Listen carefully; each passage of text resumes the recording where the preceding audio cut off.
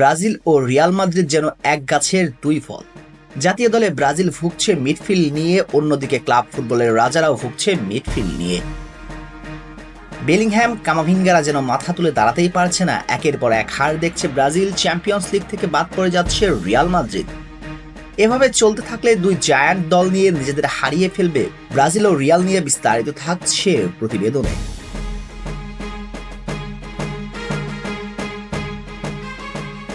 জাতীয় দলের কন্টেস্ট সবচেয়ে সফল দল ব্রাজিল, 5টা বিশ্বকাপ ট্রফি আছে তাদের। একইভাবে ক্লাব ফুটবলে সবচেয়ে সফল দল রিয়াল মাদ্রিদ, 15টি চ্যাম্পিয়ন্স লিগ টাইটেল আছে। আর এই দুই দলের একটা কমন সমস্যা হচ্ছে, আর তা হলো মিডফিল্ড দুর্বলতা।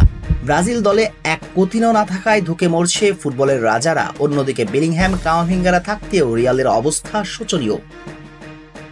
সেরা পারফরমেন্সে ছিটেফোঁটা উড়ে 15 বারের টাইটেল জয়ীদের আর্সেনালের সাথে হেরে সর্বশেষ বড় ব্যর্থতার মুখোমুখি হয়েছিল রিয়াল। কামব্যাকের রাজা বলা হয় ক্লাবটিকে, কখনো কখনো হেরে যাওয়া ম্যাচেও কামব্যাক করে বসে তারা।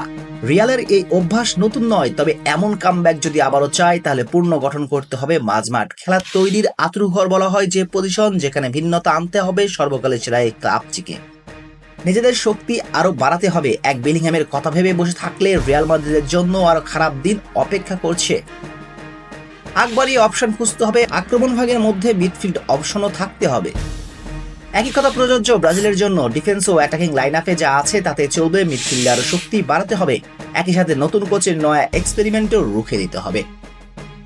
দরিভার এসে এক দফা এক্সপেরিমেন্ট করে বাদ দিয়েছে দলটির সেরা মিডফিল্ডার কোতিনহোকে। কোতিনহো থাকলে ব্রাজিল আরো শক্তিশালী থাকতো।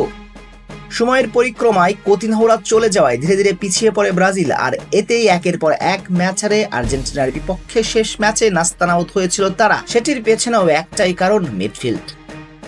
নিজেদেরকে আরো প্রতিষ্ঠিত করতে হলে রিয়াল ও ব্রাজিল দুই দলকে মিডফিল্ড শক্তি বাড়াতে হবে।